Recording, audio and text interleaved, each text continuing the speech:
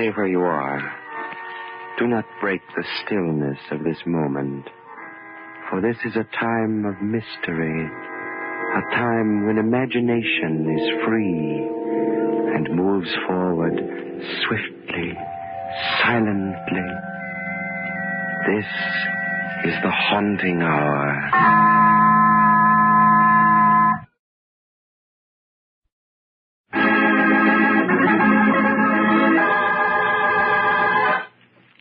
The Hands of Mr. Smith.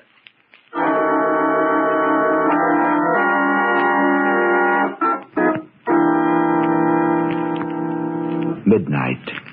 An alleyway, dark and ominously quiet, in the dimly lighted factory district on the outskirts of a big city. In the black shadows, two men wait, their hats pulled down over their eyes, their hands tense in their overcoat pockets. Suddenly, one of the men leans forward in the velvet darkness to peer down the deserted street. I don't see him, Russ. He'll be along. I can hardly wait to get my hands on that dough. Yeah.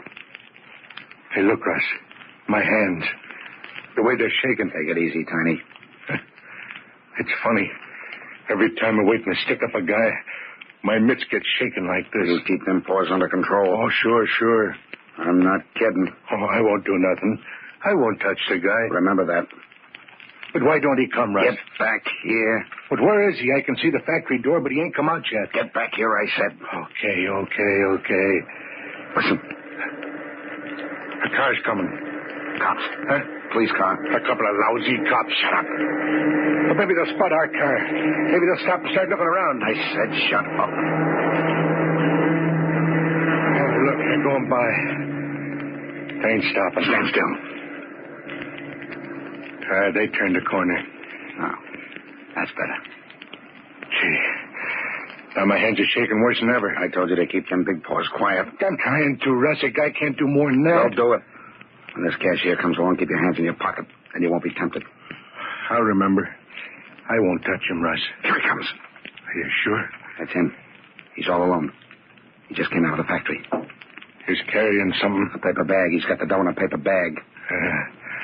This is one trip to the bank he ain't never going to finish. Steady now. Okay, mister, get him up. Well, who are you? Get him up, the man said. Take the bag, Tiny. Don't shoot. I won't yell. He won't yell, he says. Take that bag, Tiny, you sap. I don't like this guy. Keep your hands down, Tiny. Give me that bag. Sure. I said I would. How much is in here? $3,000. 3,000. Listen, you punk. Stop. Go of me. Cut it out, Tiny. But only 3,000, he said. Stop. You're joking. I don't like you. Let go of him, Tiny. But I don't like him. He looks like the guard in the big house. I give the money. Yeah, and I've given you something. Stop, Tiny. Let go or I'll knock you cold. Yeah, this guy won't stand still. Stop him. Let go. Okay. I'll let him go. You killed him. Huh? You killed him, you sap. He's dead. But he looked just like that guard that slugged me. Get in the car. We're going to leave him here? Get in the car, I said. Where's the door? I got it. Get in. Move. Address him laying there. Suppose them cops come back. Shut the door. We're getting out of here.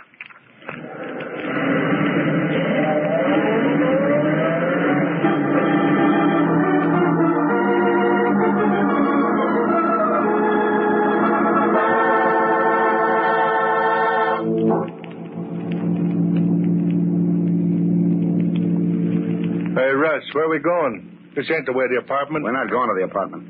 Well, why not? I told Claire I'd bring the money home tonight. Keep watching that rearview mirror. There ain't no cops on our trail. But where are we going, We're Russ? ditching this car, you dope. Oh, yeah. Sure, we don't need this hot jalopy no more tonight. I thought I told you to keep your hands off that cashier. Oh, now listen, Russ. We had this stick up in the bag, but you had to go and scrag the guy. I didn't mean to kill him, but there was something about him, and once I got my mitts on his throat... I know you can't make those big paws behave. I'm sorry, Russ. I had my rod on him. All you had to do was take the bag, get in the car while I knocked him cold, and we had smooth sailing. I said I was sorry, Russ. You're always sorry. But look. Look, we got the $3,000, didn't we? We're in the clear. Nobody saw us. Nobody heard us. What do you mean, us? I didn't kill him. Hey, What's the matter? back there. I think a prowl car just turned the corner. Well, is it? No. That ain't no prowl car. Just a black sedan like this one. Just pulled up the curb. We'll turn off at the next corner, brain. Plenty deserted around here. Why don't we stop here? Go on a little further along where it's darker. Yeah, Claire's going to wonder what's happened. I said I'd be at the apartment by 12:30. Claire will know soon enough. Yeah. Wait till I show her the $3,000 we got. Wait till she hears about the murder. Oh, I won't tell her tonight. No, she can read it in the morning papers. Yeah. Hey, you know, we're getting kind of far out of town. When are we going to stop? Right here. I'll pull off the road. Okay. I'll leave her here. Yeah, that's a good spot. Not even a house in sight. Give me your gun, Tiny. My gun? Your gat. Give it to me. But what for? To keep you out of trouble. Now listen, Russ. Now, we're leaving this car. We're walking to the nearest bus line. If there's a cop on the bus and he looks at you twice, you're going to start shooting, so hand over your rod. Okay, here it is. That's better. And now, Tiny, give me the money. Huh? The paper bag with the money. Hand it over. Hey, what is this? Give me the money, Tiny. Oh, sure. Here it is. Come on, now let's get out of this car. Sit still. Huh? You're staying here. Wait a minute. Keep those hands quiet. Hey, Russ, watch that gun. You're pointing it right at me. You said it. I'm washed up with you, and so's Claire. What? Claire? Yeah, Claire, your wife. She's fed up to the teeth, so am I. You and Claire... Oh, so that's why you didn't drive the apartment. That's why you came way out here. You and Claire crossing me up. You're figuring I'm bumping me off? That's right. Give me that gun. You bet I will.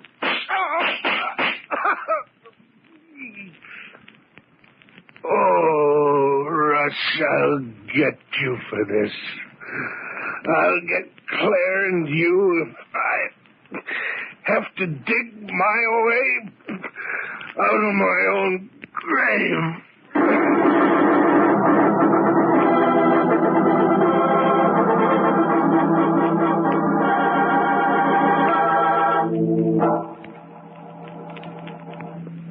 We've got to beat it, Russ. We've got to pack up and beat it out of here tonight. What, at 2 o'clock in the morning? Not on your life. We're staying here until this whole thing blows over. But that cashier, maybe the cops have found him already. They're bound to find him soon. They're bound to find Tiny. What of it, Claire? They can't connect it up with you and me. I'm scared, Russ. Suppose Tiny wasn't dead. Suppose he drove the car back here to the apartment somehow. You must believe in ghosts. He said he'd get us, didn't he? He said he'd get us if he had to dig his way out of his own grave. Oh, I shouldn't have told you that. Come on. Let's get out of here. Nothing doing, Claire. We're staying right here. Come on, baby. Unlock the trunk. The trunk? Sure. We'll hide the dough in your trunk until this whole thing blows over. Come on, honey. Unlock it. It is unlocked. This lid is kind of rusty, huh? There we are. I'll shove this $3,000 under all these clothes. Those are Tiny's clothes. Oh, come on. Relax, Claire. Now let me lock it. Wait! What's the matter? You've locked the trunk. Oh, sure. But Tiny has the only key. He always carries it with him. Well, what about it? We'll get another one. I'll have a new one made tomorrow. What was that? Sounded like glass breaking. It was here in the apartment somewhere. Maybe it wasn't. I'm sure it was. Sounded like it came from the bathroom. Well, let's find out. Wait a minute. What for? Have your gun ready. My gun? That window in the bathroom. Maybe Tiny climbed up the fire Oh, will escape. you forget, Tiny? He's dead, I tell you. Come on. Let's find out what that noise was. There, you see? There's no one in the bathroom. The window's open. I closed it and locked it tonight before you and Tiny left. Oh, now listen, Claire. Look. Look, there on the windowsill. What's the matter now? Blood. Blood on the windowsill. Yeah. And here, on the floor, more of it. I tell you, Tiny did come back. He drove that car back here, climbed the fire escape, and he's hiding here in the apartment waiting to kill us. Quiet, Claire, quiet. I'm getting out of here. No, you're not. You go flying down the street at this time of night, and some cop will pick you up as sure as my name's Rogers. But that blood on the sill, on the floor, the window open. Oh, wait a second. Oh, this stuff on the floor, this isn't blood? Of course it's blood. Oh, Claire, you're wrong. Look, there, under the bathtub. What is it? A bottle. A little bottle of that stuff you paint your nails with. I kept that bottle on the windowsill. All right, okay. So the wind, something blew it off. That's what we heard. This bottle breaking. That's what made those spots in here. Listen. Police car. Sounded like it.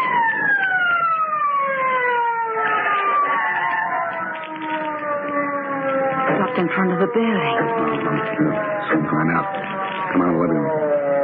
Suppose they followed Tiny here. Suppose he drove the car back here. Will you stop talking about Tiny? Put out the lights. What for? Put out the lights, Claire. All right. I'll peek under this window shade and see where that police car is. Are they out front? Yeah, they are. 2 cops in front of the building. What are they doing? They're looking at a car. What car? A black sedan parked in front of the building.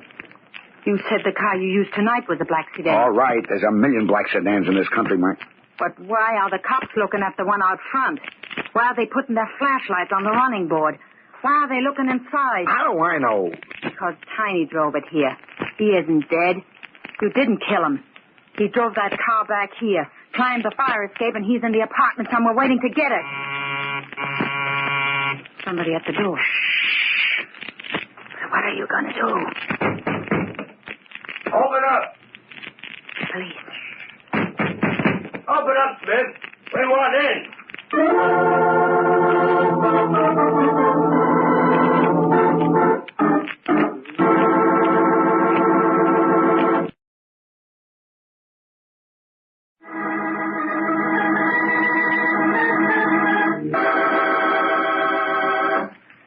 Now, back to our story. The Hands of Mr. Smith.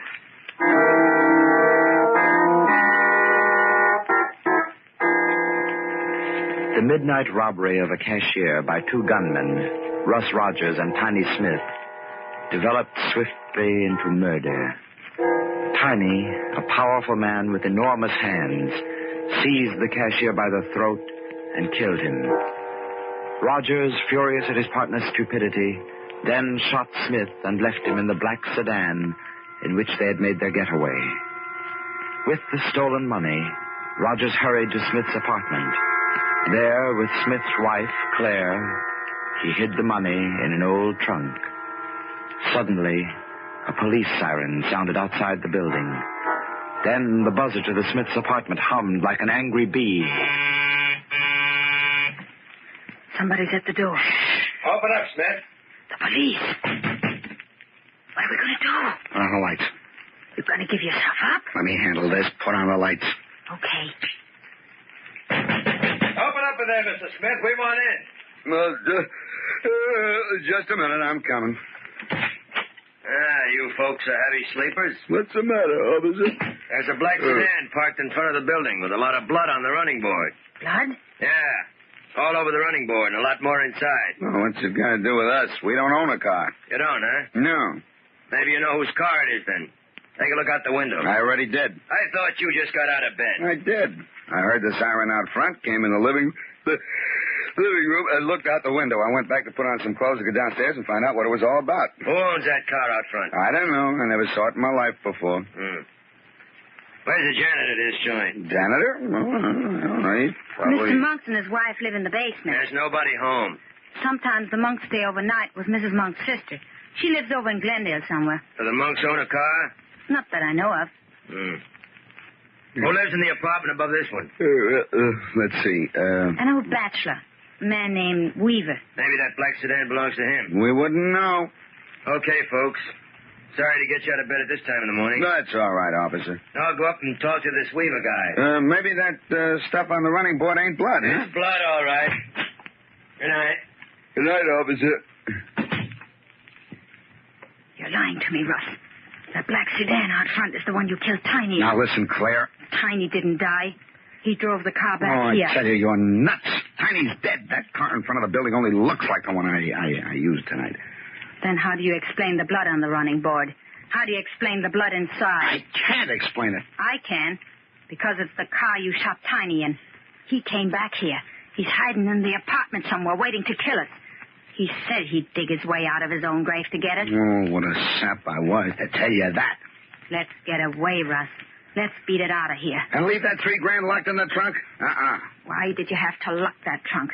I told you Tiny had the only key. And I told you I'd have another key made in the morning. Listen. I heard it. Somebody's out in the kitchen. Oh, don't be a sap. There's no one in this apartment but you and me. Then what was that noise? I don't know. Probably the cat knocked over something on the kitchen table. There it is again. I tell you, Tiny's here. And he's dead. He's dead. Do you hear me?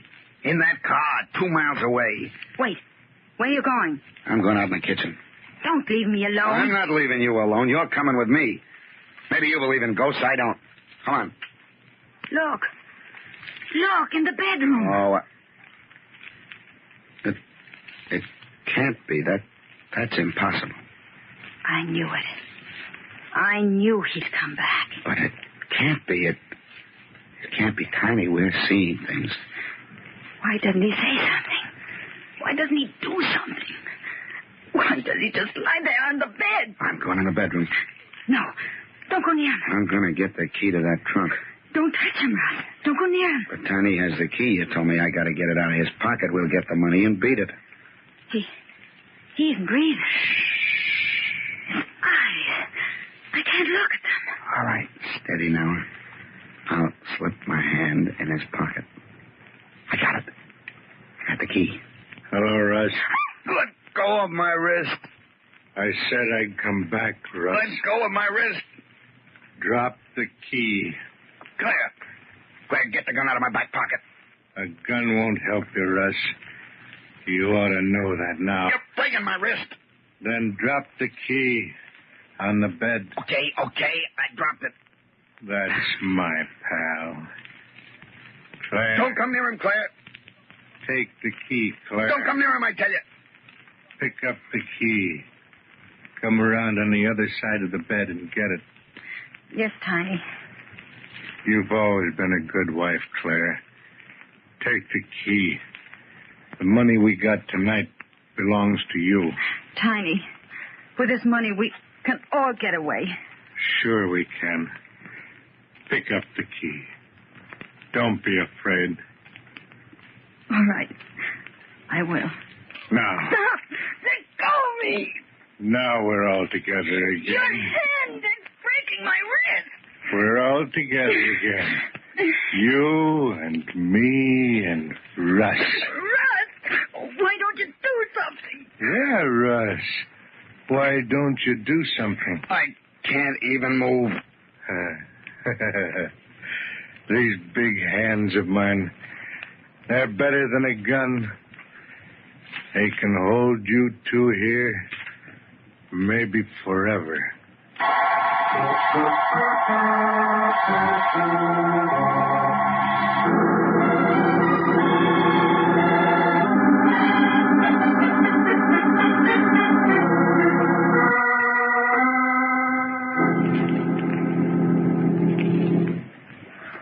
Go on, monks. Push the buzzer again. Dora, it's only 8 o'clock in the morning. The Smiths don't get up this early. We'll get him up. I'm going to find out about this. I'm going back downstairs and finish my breakfast. You are not. You're the janitor of this building, and you're supposed to know what's going on with the tenants. That don't mean I got to wake them up and ask them foolish questions. I want to know if the man we heard about on the radio is our Mr. Smith. It can't be. How do you know? Go on.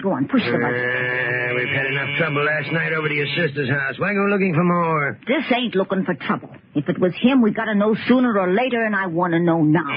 Sure going to be mad. I want to know, that's all. You never can tell with tenants.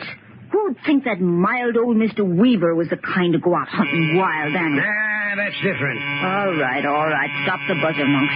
You've buzzed long enough to wake the dead. For crying out loud, Dora. This is a fine way to start the day. I haven't Try the door. I haven't. The door, monks. Go on, try it. Maybe it's unlocked. All right. Hey, it is unlocked. Well, go on, open it. Go on in.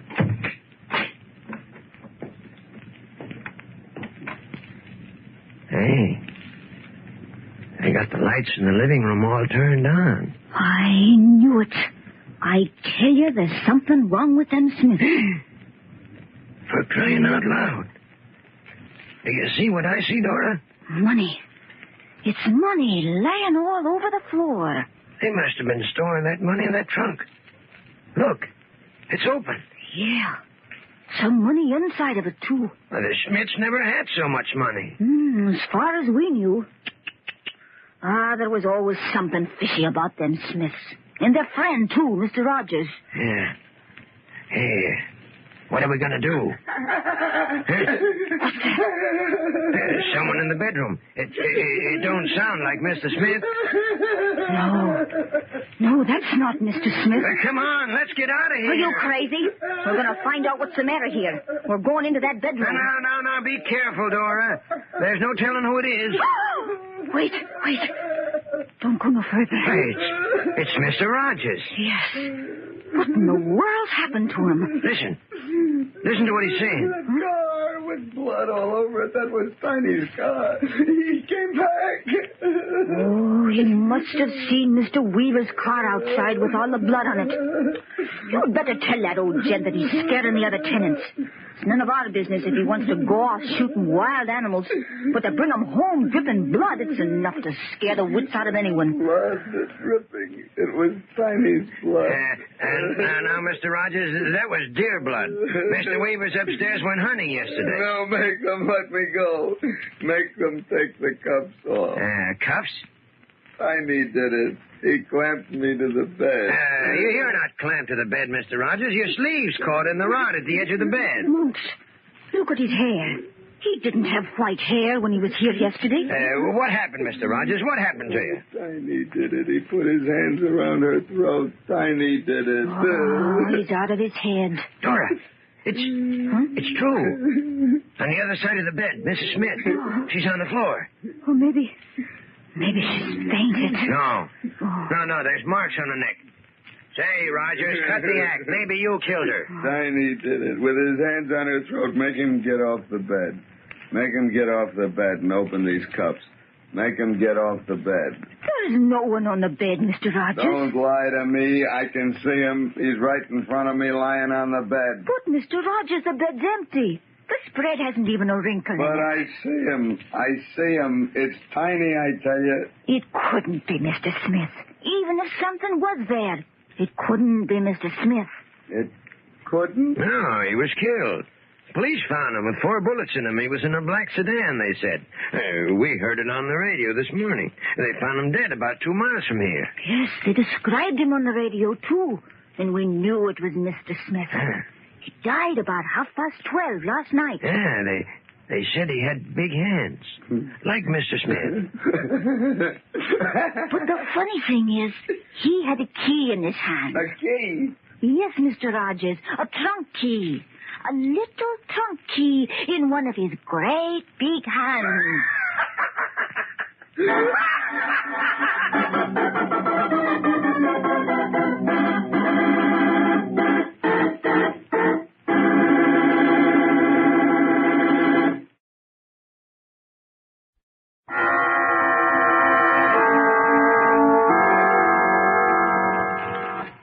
From shadows and stillness, mystery weaves a spell of strangest fascination, charging the mind with doubts and fears.